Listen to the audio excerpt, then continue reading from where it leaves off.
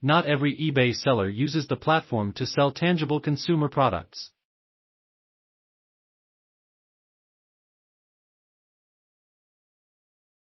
Some eBay sellers specialize instead in offering intangible goods, information, software, or data of various kinds that's delivered entirely virtually, while others still are purveyors of services, their time, expertise, or labor. Selling intangible goods can pose special problems for sellers in their feedback and seller performance ratings because it's often tough to keep buyers and sellers on the same page without a recognizable brand name, product, or photo to clarify what the listing is offering. Here are 8 tips to help sellers of intangible goods perform well on eBay.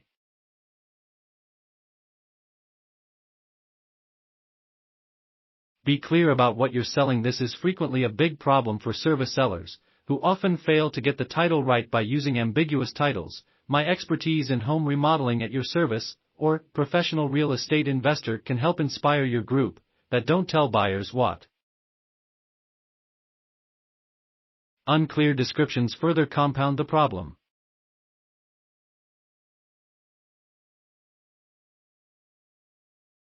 Before posting a listing for intangible goods, ask yourself what, exactly, you are offering to deliver or to do, where you will deliver or do this, for how long, and precisely what is included so that you can clearly explain this to your buyer. Home remodeling, 5 hours expert consulting by phone.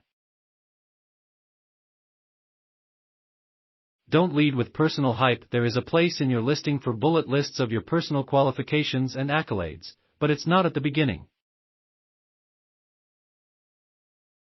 This can turn into a soup of superlatives that leave your buyer wondering what's actually on offer and why they should care that you're so great.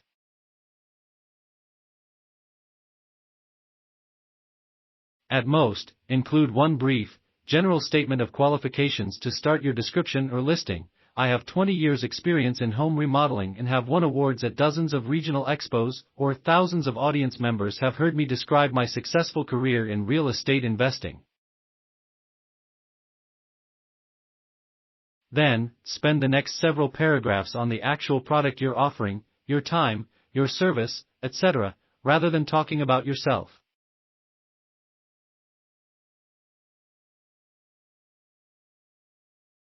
Be clear about what you're not selling. Service sellers often get themselves into trouble by not clearly spelling out what's excluded from the sale, leading to disputes later on when buyers expect more than the seller was prepared to deliver.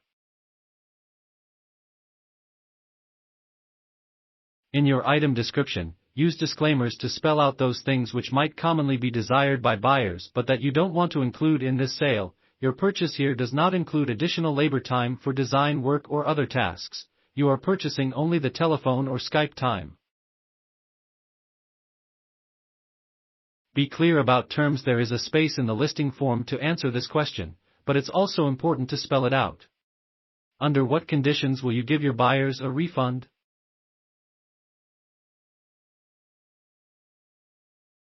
Under what conditions won't you give them a refund?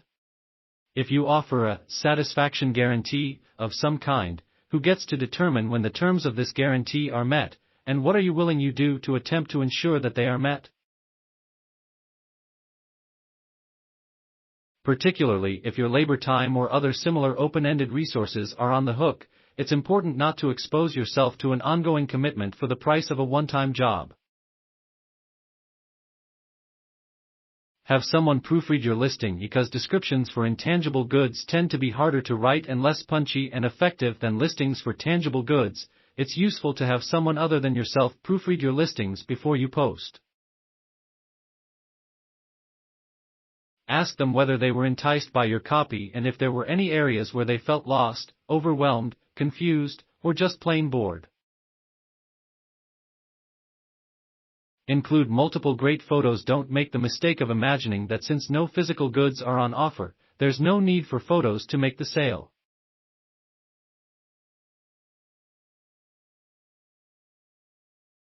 In fact, quite the opposite is true.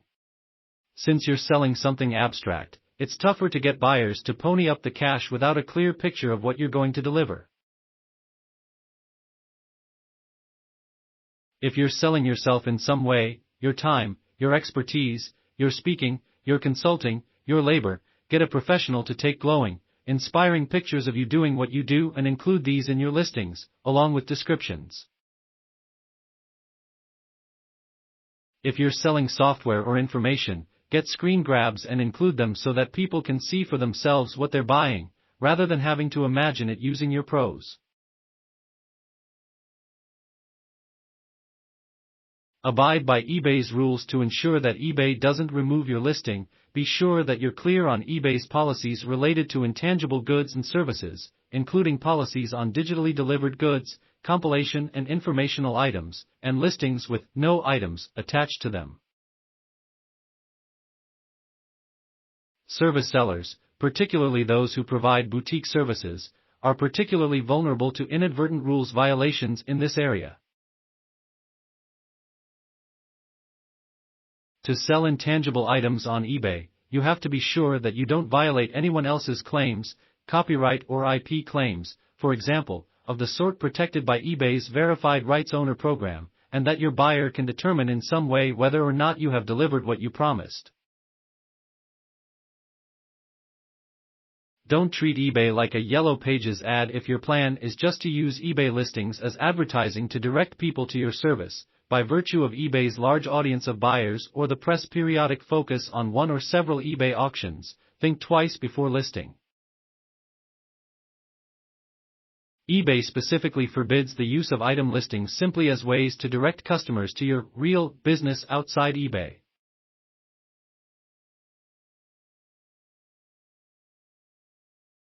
If you do this in your item listing, whether by links, in your description, or in any other way, eBay will pull your listings and may eventually suspend your account.